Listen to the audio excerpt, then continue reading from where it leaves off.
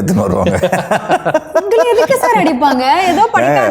சிவா மனசு சக்தி இந்த மாதிரி படம்லாம் பண்ணதுக்காகவே எங்கள் அம்மா எல்லாம் இது பண்ணியிருப்பாங்க. ஏன்னா அந்த மாதிரி ஒரு கேரக்டர் உங்களுக்கு தான் தெரியும்ல, எல்லாம் பயங்கரமான, அதாவது பசங்க பண்ணுறதா நம்ம பண்ணுறோம். ஸோ ஆப்வியஸ்லி சொல்லாமல் கொள்ளாமல் போயிடுவோம். ஏதாவது இங்கே தான் சுற்றிட்டு இருப்பேன், திடீர்னு போயிட்டு அந்த சிடி கடையில் போய் உட்காந்துப்பேன். ஃப்ரெண்டு ஒரு சிடி கடை புதுசாக ஆரம்பிச்சிருப்பாரு. அந்த நேரத்துலலாம் போயிட்டு அந்த சிடி கடையில் போயிட்டு அப்போ அந்த மேட்ரிக்ஸ், மம்மி இந்த மாதிரி படங்கள்லாம் பயங்கரமாக ரிலீஸ் ஆகி நம்ம அப்போலாம் தேட்டரில் பார்க்கறதுக்கான ஆப்பர்ச்சுனிட்டி கிடைக்காது. ஸோ அப்போ தான் அந்த புதுசாக அந்த சிடி எல்லாம் இருப்போம். ஸோ சிடியும் ரெண்ட்டுக்கு வாங்குவேன், சிடி பிளேயரும் ரெண்ட்டுக்கு வாங்குவேன். சரி சம்டைம்ஸ்லாம் வந்து இவன் படம் பார்த்துக்கிட்டே இருக்கிறான்னு சொல்லிட்டு நான் போய் இந்த மாதிரி அவர் கடையில் தான் உட்காந்து சொல்லாமல் கொள்ளாமல் போயிடுவேன். ஸோ எங்கள் அப்பா கிட்டலாம் பயங்கரமாக கம்ப்ளைண்ட் பண்ணுவாங்க. ஸோ அந்த கம்ப்ளைண்ட்லாம் பண்ணியும் திரும்ப நான் வந்து இந்த மாதிரி போனேன்னா அப்போது இந்த மாதிரி தொடப்பம் கட்ட. ஆனால் இப்போ நீங்கள் சொல்கிறீங்களா, நான்லாம் தொடப்பத்தில் அடி வாங்கியிருக்கிறேன், எல்லாத்துலையும் அடி வாங்கிக்கிறேன். ஆனால் இப்போ இருக்கிற இந்த ஜென் ஆல்ஃபா கிட்ஸ்லாம் இருக்கிறாங்களே, இட்ஸ் மென்டலி இட்ஸ் என்னது மென்டல் ஹெல்த், டிப்ரெஷன் அப்படின்லாம் சொல்லுவாங்க. நான்லாம் இதான் எங்கள் அம்மா இதெல்லாம் நான் எங்கள் அம்மா கிட்ட சொல்லியிருந்தேன்னு வச்சுக்கோ, என்னடா டிப்ரெஷனு, வாயில் கொமட்டில் குத்திருப்பாங்க. எல்லாம் கண்ணிலேருந்து தண்ணி வந்து எல்லாம் டிப்ரெஷன் போயிடுச்சா, போய் இந்த இப்போ திரும்ப அடுத்த வேலையை பாரு. இல்லை கரெக்டு தான். அப்போ எப்படின்னா இப்படி தான் இருந்தோம். இப்போ தான் வந்துட்டு நம்ம ஒரு திட்டுனாலே மூஞ்சி தூக்கிட்டு போயிடுறானுங்க. ஓன் ஆயிடுறோம், இப்படி ஆயிடுறோம், அப்படி ஆயிடுறோம். ஆமாம், அடுத்த சீட்டுக்கு போயிடலாம். கார் என்ன நடந்திருக்கு, ஏதாவது மறக்க முடியாத சம்பவம்? நான் வந்து இப்போ நான் 13 வயசுலேயே கார் ஓட்ட கற்றுக்கிட்டேங்க. எனக்கு வந்து திடீர்னு ஒரு கார் ஒன்று இருந்துச்சு, ஒருத்தர் இருந்தார், ஒரு டிரைவர் நமக்கு ஒர்க் பண்ணிட்டு இருந்தார். ஸோ அப்போ அவர் வந்து சும்மா திருப்தித்தனமாக யாருக்கும் தெரியாமல் எனக்கு சொல்லிக் கொடுங்க அப்படின்லாம் சொல்லி பயங்கரமாக அடம் பிடிச்சி அந்த காரெலாம் கற்றுக்கிட்டேன். ஸோ அப்போ எங்கள் அப்பா ஒரு வாட்டி சாதாரணமாக லஞ்சுக்கு ஒரு கெஸ்ட்டு வர்றாரு. அவர் வந்து ஒரு நார்த் இந்தியாவிலேருந்து வர ஒரு இது, அவர் கொஞ்சம் நான்வெஜ் நல்லா சாப்பிடுவார். கொஞ்சம் ஒரு மன்சூர் பாய் வர்றாருப்பா, வீட்டில் சொல்கிறாங்க கொஞ்சம் நல்ல நான்வெஜ் எதாவது சமைச்சு வச்சிரு அப்படின்னு சொல்லிட்டு அப்பா சொல்லிட்டு போகிறாரு.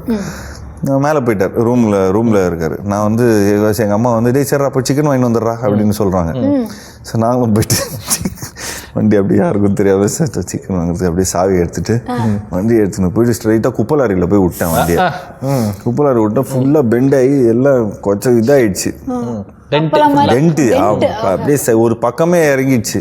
நான் போயிட்டு அப்படியே நிற்கிறேன், நின்ன உடனே சாவி கொடுக்குறேன். டே என்னடா வண்டி திருப்பி வச்சிட்டியா, நீ தான் நல்லா ஓட்டியா வண்டி அப்படின்னாரு. ஐயோ கொடுத்தாரு. வண்டியை போய் பார்க்குறேன், வண்டி அப்பளம் மாதிரி இருக்குது. அப்படியே பார்த்தாரு, மேலே கீழே பார்த்துட்டு அப்படின்ட்டு போயிட்டார். போயிட்டு சாயந்தரம் திரும்ப அந்த மதியம் வந்து கெஸ்ட்டோட வர்றாரு. கெஸ்ட்டு வந்தோடனே அப்படியே நாங்கள் அப்படியே உட்காந்துன்னு இருக்கிறோம். எங்கள் அம்மாவும் கரெக்டாக எந்த உட்கார்றா நீயும் சாப்பிட்றா அப்படின்னு சொல்லி கேளுங்க. அதெல்லாம் வாங்கின்னு வந்துட்டோம், வாங்கின்னு வந்ததுனால தானே அடி. இப்போ வந்துடுச்சு. இப்போ வந்தோடனே எல்லாம் போடுறாங்க. சாப்பாடு போடும்போது அந்த கெஸ்ட்டு வந்திருக்காருல, அவர் எங்கள் ஊர்லேருந்து வந்திருக்காரு. அவர் நல்லா என்ன சாப்பிடுங்க, என்னங்க சிக்கன் பண்ணியிருக்கு சாப்பிடுங்க அப்படின்னு சொல்லி எங்கள் அம்மா போடுறாங்க. எங்கள் அப்பா சாப்பிடுங்க, அந்த சிக்கன் எவ்வளோ காஸ்ட்லின்னு உங்களுக்கு தெரியுமா அப்படின்னாரு. நீங்கள் சாப்பிட்றீங்களா இந்த சிக்கனுக்கு விலை 20,000 ரூபாய், சாப்பிடுங்க நல்லா சாப்பிடுங்க அப்படின்னு எனக்கு வந்து அப்படியே அடைச்சிக்கிச்சு. எனக்கு வந்து I mean that's the car incident. ஒரு unforgettable incident. பயங்கரமான கான்டென்ட். ஓகே மக்களே இங்க பாருங்க, 14 வயசுல ஜஸ்ட் பக்கத்துல தான் போயிட்டு வந்திருக்காரு. அதுக்காக நீங்க இப்பலாம் ட்ரை பண்ணுங்க. இன்னொன்னு 20,000 ரூபாய்க்கு ஜீவா சிக்கன் வாங்கி இருக்காரு. அதுதான் இங்க கண்டென்ட். அடுத்த சீட் எடுத்துடலாம். சூப்பர். பாஸ்போர்ட் இது என்ன எல்லாமே எனக்கு ரொம்ப ரிலேட்டபிளா எப்படி யோசிச்சிருக்கோம்ல பாருங்க. அதே எனக்கு தெரிஞ்சு பயங்கரமாக இது பண்ணியிருக்கீங்க போல இருக்கு. நான் ஃபர்ஸ்ட் டைம் ஃபாரின் போகிறேங்க. ஃபர்ஸ்ட் டைமில் இதுக்கு முன்னாடி துபாய்க்கு போயிருக்கிறேன், அம்மா அப்பாவோட போயிருக்கிறேன். இப்போ ஒரு 3-4 வயசில் போயிருப்பேன். அதுக்கப்புறம் ஒரு 15 வருஷம் எனக்கு எங்கேயுமே கூப்பிட்டு போகல. ஸோ அப்போ பாஸ்போர்ட்டுன்னு ஒன்று இருக்குதுன்னே தெரியல. ஸோ அப்போ பாஸ்போர்ட்டை வந்து நாங்கள் ஃபுல்லாக ரெனியூ பண்ணிவிட்டு பாஸ்போர்ட் பண்ணிட்டு ஃபர்ஸ்ட் டைம் இந்த தித்திக்குதே சாங்லாம் நீங்கள் படம் பார்த்துருக்கீங்களா? அதில் ஒரு சாங் இருக்குது, மைனாவே பயங்கரமாக கவிதையான சாங், சன் டிவியில் அடிக்கடி போடுவாங்க. ஸோ அந்த சாங் எடுக்கிறதுக்கு சுவிட்சர்லாந்து போகிறோம். நாங்கள் சுவிட்சர்லாந்து போகிறதுக்கு டிரான்சிட் வந்து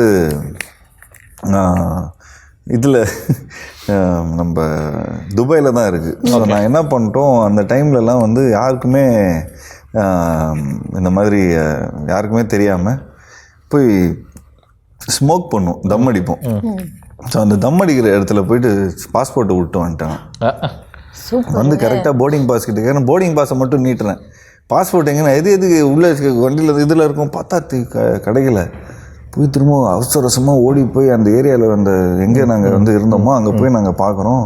பார்த்தா பாஸ்போர்ட் அப்படியே இருக்குது. ஸோ அப்படியே ஏதோ ஒரு விதமாக எடுத்துகிட்டு வந்தாச்சு, வந்துட்டோம். நல்ல வேலை. அது ஒரு தடவை தான், அதுக்கப்புறம் இல்லைல்ல சார்? அதுக்கப்புறம் உஷாரா அதுக்கப்புறம் எப்போ போனாலும் கொண்டு வந்துடுறது. ஆமாம். 2 சீட் நினைக்கிறேன். பாய் பாய்னா எங்களுக்கு ஒண்ணு ஞாபகம் வருது. ஆமா. சிவா மனசு சக்தி தான். எனக்கும் அது மட்டும் தான் ஞாபகம் வருது. ஸோ இந்த பாய்ங்கிறது வந்து அந்த சீக்வன்ஸ் நாங்கள் லைக் நீங்கள் பாயினாலே எனக்கு வந்து சந்தானம் வந்து அந்த பாயோட அவன் போய் 6 மாதம் அப்படிங்கிற மாதிரி டைலாக் சொல்லுவார். ஸோ அதெல்லாம் வெஸ்ட் மாம்பலத்தில் தான் ஷூட் பண்ணிட்டு இருந்தோம். உண்மையாவே மிட் நைட்டா சார்? உண்மையிலே மிட் நைட் தான். அது எப்படி எங்களுக்கு டீல் சொல்லுவாங்கன்னா, சார் நீங்கள் வந்து அப்படியே காலையில் வந்துடுறீங்க, வந்துட்டு 6 o'clock மேலே கொஞ்சம் அப்படியே ஒரு 2 hours தான் சார் ஷூட் பண்ணுறோம் அப்படின்னு சொல்லுவாங்க. அந்த லைட் இறங்குறப்ப பண்ணிட்டு போயிடலாம். ஸோ நான் சார் ஐயோ எனக்கு தெரியும் உங்களை பற்றி, அது கரெக்டாக நீங்கள் வந்து எனக்கு கரெக்டாக சாட்டர்டே அன்றைக்கி தான் நீங்கள் கோர்த்து விடுவீங்க, எனக்கு காலையில் சண்டே அன்றைக்கி மேட்ச் இருக்குது, சான்ஸே இல்லை, நான்லாம் வரவே மாட்டேன் அப்படி இப்படின்னு சொல்லுவேன். அதுக்கப்புறம் ஒரு டீல் ஒன்று ஃபிக்ஸ் பண்ணுவாங்க. என்ன ஃபிக்ஸ் பண்ணுவாங்கன்னா, சார் 3 நாளோட ஸ்டோரி, 3 நாளோட சீன்ஸு நீங்கள் இன்றைக்கி 9 to 2 o'clock வரைக்கும் ஷூட் பண்ணிட்டீங்கன்னா அந்த 2 நாள் வந்து அப்படியே நான் ஷூட் பண்ண விட்டுடலாம் சார், நம்ம டக்குன்னு முடிச்சிடலாம் அப்படின்னு சொன்னால் அதில் தான் நிறைய நைட் ஷூட்ஸ் இந்த மாதிரி நாங்கள் வந்து பண்ணுவோம். நைட் ஷூட்ஸ் பண்ணுறது பீஸ்ஃபுல்லாகவும் இருக்கும். ஜஸ்ட் பிகாஸ் எங்களுக்கு அடுத்த நாள் போய் இந்த லீக் மேட்சஸ்லாம் விளையாடணுங்கிறதுக்காக நான் வந்து என்ன பண்ணுவேன், ஷூட்டிங் வரமாட்டேன், சாட்டர்டே ஈவினிங் மேலே 6 மணிக்கு மேலே ஷூட் பண்ண மாட்டேன். அதுக்கப்புறம் நான் அடுத்த நாள்லாம் கண்ணு தெரியாது, பாலில் கண்ணு எடுத்து பட்டுருன்னு சொல்லி ஒரு பயப்படுவோம். ஸோ பட் எங்ககிட்ட இந்த மாதிரி ஒரு டீல் சொல்லுவார், சார் நீங்கள் சண்டே ஃபுல்லாக ஃப்ரீயாக இருக்கலாம் சார், இதெல்லாம் பண்ணலாம், யோ 2 மணி வரைக்கும் Saturday. So there are times where 6 மணி வரைக்கும்லாம் ஷூட் பண்ணிட்டு 7 மணிக்கெலாம் போய் ஸ்ட்ரைட்டாக கிரிக்கெட்லாம் விளையாடி இருக்கிறோம். ஸோ அந்த இதில் ஒரு இந்த மாதிரி எங்களை இந்த மாதிரி தான் நைட் ஷூட்ஸில் கூப்பிடுவாங்க. அப்போது உண்மையிலே அந்த பாய் எடுத்து இது பண்ணுறது உண்மையிலே சந்தான தூக்கம் வந்துட்டு இருந்தது. உண்மையிலே சந்தான தூக்கம் வந்துட்டு இருந்தது. பயங்கர பனி அன்னைக்கு. ஸோ அந்த பின்னாடி அந்த சீன்லயே மிஸ்ட் பயங்கர பனியாக இருந்துச்சு அன்னைக்கு. சரி அவர் வெறும் சட்டையில் இருக்காருன்னு சரி அவர் கொஞ்சம் பாய் எடுத்துக்கிட்டு வந்துட்டாரு, சரி நல்லா காமெடியாக இருக்குங்க அப்படின்னு சொன்னாங்க. அது கரெக்டாக அந்த சீக்வன்ஸ் எல்லாமே அமைஞ்சது தாங்க, இப்படி தான் இருக்கணும்னு சொல்லி இதில் அங்கே இப்போது இந்த படத்தை பொறுத்த வரைக்கும் என்ன நாங்கள் பண்ணாலும் நல்லா இருக்கும். அந்த வரும்போதே அது ஒரு பயங்கர ஆரா இருந்தது அந்த படத்தில். So I think that worked out very well for us. Santhanam sir, we love you. இந்த காம்போல ப்ளீஸ் இன்னொரு தடவை வந்தீங்கன்னா நாங்கள் ரொம்ப ஹாப்பியாக இருக்கும். அடிக்கடி வரணும்னு சொல்லுங்கள். எனக்கே வந்து உண்மையிலே இந்த ப்ரோக்ராம் மூலமாக நான் ஒரு விஷயம் சொல்கிறேன், எனக்கு சந்தானத்துக்கு கிடைச்ச இந்த வைப் வந்து எந்த காமெடியனோடையும் கிடைக்கல அந்த டைமில். பட் இப்போ அவர் ஃபுல் ஃப்ளெஷ்டாக ஹீரோவாக பண்ணிட்டு இருக்கார். பட் இப்போவும் I think we recently meet பண்ண உடனே ப்ரோ செம்மையாக ஒரு செம்ம கலாயாக ஒரு பயங்கரமான ஒரு படம் பண்ணலாம் அப்படிங்கிற மாதிரி